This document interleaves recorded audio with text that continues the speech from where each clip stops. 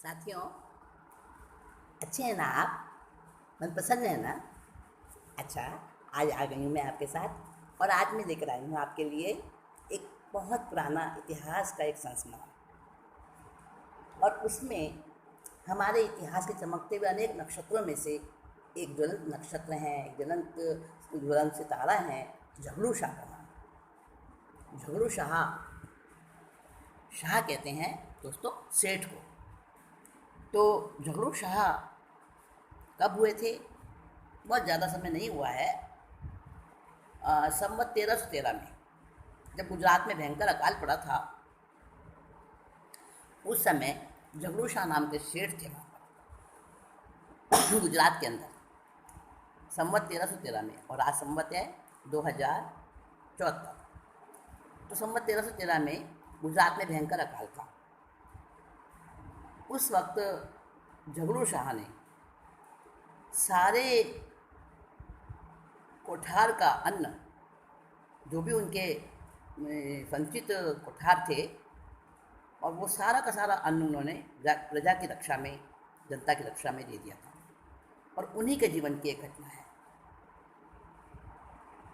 उनका व्यापार था रत्नों का, हीरे मोतियों का, रत्नों का व्यापार करते थे।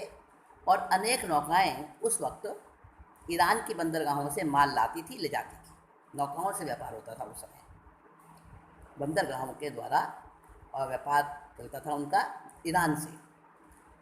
उस बंदरगाह पर सेठ जी के विशाल माल गोदाम थे, रत्नों के, समझ गए ना, जवाहरातों के माल गोदाम थे बहुत सारे बंदरगाह के ऊपर सेठ जी के, जिन पर केसरिया ध्वजाएं लहराती रहती थी। और वहीं पर खंभात के सेठ थे नूरुद्दीन, उनके भी रत्नों के गोदाम थे। वो भी एक बहुत बड़े सेठ थे नूरुद्दीन, और उन पर हरी पताकाएं लहराती थी। अपने झगड़ू शाह के गोदामों पर तो केसरिया रंग की झंडियाँ लहराती थी, पताकाएं। और जो खंभात के सेठ नूरुद्दीन थे, उनके रत्न गोदामों पर हरे रंग की पताकाएं लहराती थी। सेठ नूरुद्दीन अपने परिवार के साथ वहीं रहते, और झगड़ू सेठ के व्यापार की देख रेख उनके कारिंदे, बड़े विश्वास पात्र थे कारिंदे वो, जैन सिंह नाम के, वो झगड़ू शाह के व्यापार की देख रेख करते थे। और नूरुद्दीन ने वहीं बंदरगाह के आसपास ही अपने परिवार से रहते थे। और झगड़ू शाह वो तो गुजरात में रहते थे, दूर रहते थे। और जैन सिंह जो उनके कारिंदे थे, यानी उनके कार्यकर्ता, वो वहीं रहते थे। एक दिन बंदरगाह तट पर खुदाई में, सुनेंगे ध्यान से, एक दिन जो बंदरगाह तट के लागत था ना, वहाँ पर खुदाई हो रही थी। और उस खुदाई में बहुत चिकनी स्निग्ध चंपई रंग की, चंपई रंग समझिए आप, पीला पीला कलर, चंपा के अंदर फूल होता है, चंपई रंग की छोटी सी पाषाण शिका निकली। झगड़ू सेठ को मंदिर निर्माण का बड़ा शौक था, और ये बात जयंत जानते थे। जयंत सिंह उनके वहाँ पे रक्षा रखते थे ना, रहते थे, देखभाल करते थे। वो जयंत सिंह इस बात को जानते थे कि हमारे सेठ झगड़ू शाह को मंदिर निर्माण करने का बड़ा शौक है। इसीलिए उन्होंने सोचा कि इससे कोई बड़ी सुंदर मूर्ति बनेगी, कोई पाषाण शिला और इतने सुंदर कलर की, बिल्कुल चिकनी। तो मैं उसको समझा कि बड़ी अच्छी है मूर्ति बनाने के लिए, और मेरे सेठ जी के लिए बहुत उसको खुशी होगी देखकर, उनके काम की चीज़ है। तो जो सेवक होता है वो अपने स्वामी का ध्यान रखता है। स्वामी वक्त जो सेवक होता है हमेशा अपने स्वामी के विचारों को अपने दिल में रखता है और उसके लिए कोशिश करता है। तो जैन सिंह ऐसे ही सेवक थे, ऐसे ही उनके कर्मचारी थे। तो उन्होंने वो पाषाण शिला देखी तो उनको बड़ी पसंद आ गई, और कर्मचारियों को आज्ञा दी कि इसे जहाज़ के द्वारा भद्रावती ले जाओ, सेठ साहब के पास, जहाँ सेठ झगड़ू शाह रहते थे। भद्रावती ले जाओ। अब जहाज़ पर चढ़ाते हुए, जब चढ़ाई जा रही थी वो शिला जहाज़ पर, तो सेठ नूरुद्दीन के सेवक भी वहाँ आ गए।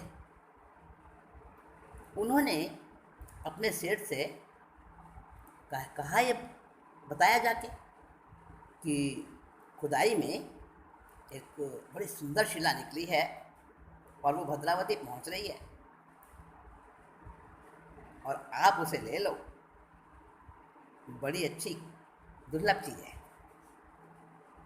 अब सेठ नुरुद्दीन ने कहा अपने सेवकों से कि ये शिला भद्रावती नहीं जाएगी, खंभात जाएगी।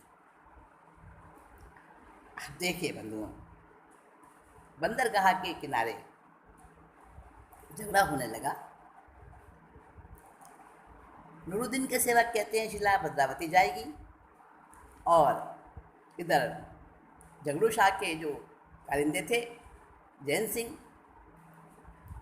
वो कहते हैं कि नहीं, ये शिला भद्रावती नहीं जाएगी, खंभात नहीं जाएगी, भद्रावती जाएगी, मेरे स्वामी के पास जाएगी। अब दोनों लड़ झगड़ रहे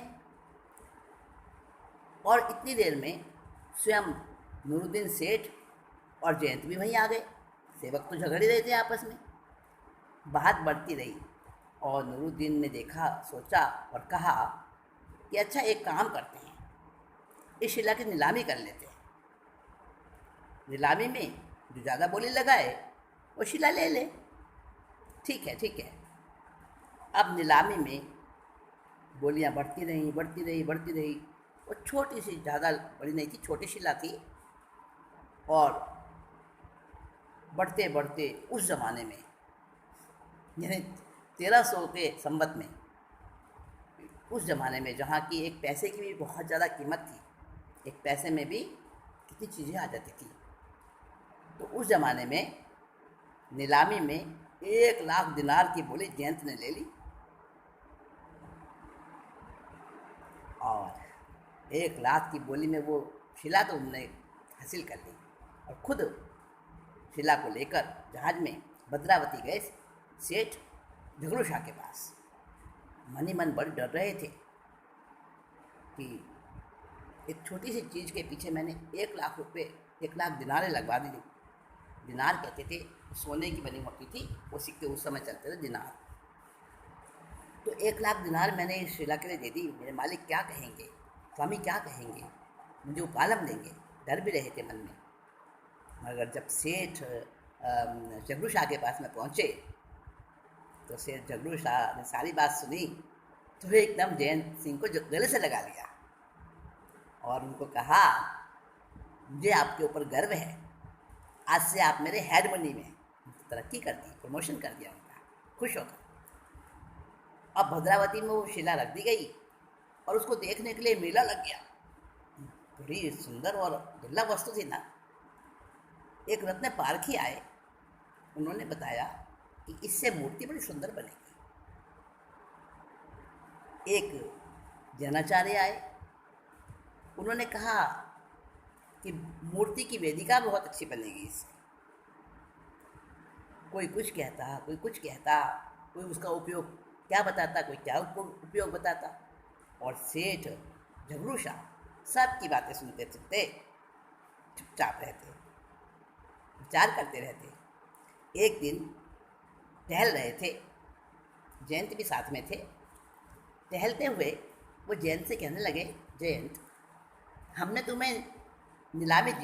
और तुमने नीलामी जीत कर सबकी वाहवाही लूटी और खुशियाँ भी मना ली, लेकिन पता है सेठ नुरुद्दीन के दिल पर क्या गुजर रही है?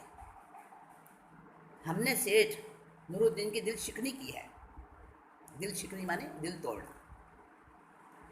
हमने सेठ नुरुद्दीन के दिल शिकनी की है, पता है ना तुम्हें? मंदिर तोड़ो, मस्जिद तोड़ो, इसमें नहीं मुजाका है।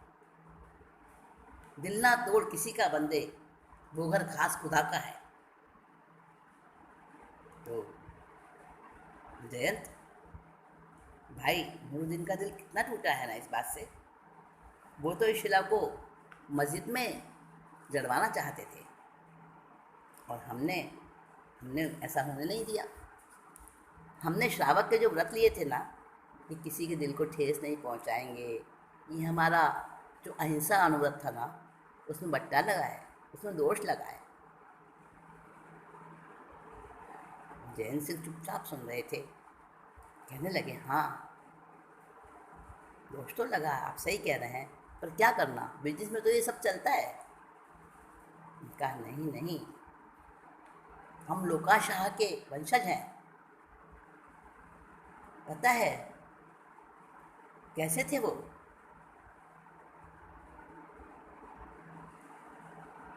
हम अहिंसा के पुजारी हैं, हम जैन धर्म के उपासक हैं, भगवान महावीर के हम उपासक कहलाते हैं।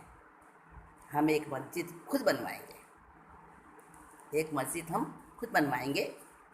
बुलाइए शिल्पियों को, और नूरुद्दीन को भी बुलाना, उन सेठ जी को भी बुलाना, नूरुद्दीन को, शिल्पियों को भी बुलाना, और मस्जिद कहाँ बनवानी ये सलाह भी उनसे ही लेंगे हम। अच्छा मालिक, बहुत अच्छा विचार है आपका। जैन आंखों में आंसू भर लाए, गदगद हो गए। हाँ, मेरे मालिक की सोच कैसी है। और ऐसा ही किया गया। नूरुद्दीन सेठ को बुलाया, उन्हें बताया गया कि एक मस्जिद बनवानी है, सही जगह सजेस्ट कीजिए, कौन सी जगह मस्जिद बनवानी चाहिए। और सबकी सलाह से झगड़ू शाह ने नूरुद्दीन के कहने पर एक आलीशान मस्जिद का निर्माण किया, और उस मस्जिद का शिलान्यास सैयद नूरुद्दीन से ही करवाया गया, और वो शिला उन्हें उपहार में दे दी। कौन सी शिला? वही जिस पर सारा झगड़ा था, जिसकी नीलामी 1 लाख दिनार में किसके हाथ में लगी थी? जयंत के हाथ, सेठ झगड़ू शाह के हाथ। वो शिला सेठ नूरुद्दीन को उपहार में दे दी। मस्जिद के दरवाजे पर खड़े खड़े नूरुद्दीन के नेत्रों से गंगा जमुना बह रही थी। कह रहे थे, मेरे अजीज दोस्त, तुमने तवारीख में सुनहरे अक्षर जड़ दिए, तुम इंसान की शक्ल में फरिश्ते हो। शायद खुदा ने इस तरह तुम्हारा इम्तिहान लिया था और उसमें तुम अव्वल रहे। किसने कही ये बात? सेठ नूरुद्दीन ने शेठ झगड़ू शाह को कही। मेरे दोस्त, अजीज दोस्त, तुमने आज तवारीख में सुनहरे अक्षर जड़े हैं। तुम इंसान नहीं, इंसान की शक्ल में फरिश्ते हो। और वो शिला की जो बात आई, जो ज़मीन में से निकली खुदाई में, शायद उस रूप में खुदा ने तुम्हारा इस तरह इम्तहान लिया था और तुम उस इम्तहान में अव्वल रहे हो। दोनों सेठों की आंखों में आंसू थे, दोनों गले से मिले। आज भी भद्रावती के उत्तरी क्षेत्र में खीमल मस्जिद नाम है उसका, खीमल मस्जिद, वो झगड़ू सेठ की उदारता और उनके श्रावक व्रत के नियम अनुसार उनके जीवन में व्रत भीरुता और मानवता की कहानी को कह रही है, बता रही है कि हमारे भारत की क्या संस्कृति रही, हमारे देश के धार्मिक कैसे धार्मिक होते थे, जो सिर्फ ऊपर ऊपर से धार्मिक क्रियाएं नहीं करते थे, उनके रग रग में, हस्ती और मज्जा तक में, लव की एक एक बूंद में वो अहिंसा धर्म था, वो अपनी संस्कृति थी। ऐसे झगड़ू शाह सेठ हमारे यहाँ इतिहास में अमर हो गए हैं। उन झगड़ू शाह की बात मैंने आपको बताई। अच्छा बंधुओं, फिर कोई नई बात लेकर आती हूँ। अभी चलती हूँ, इजाज़त दीजिए।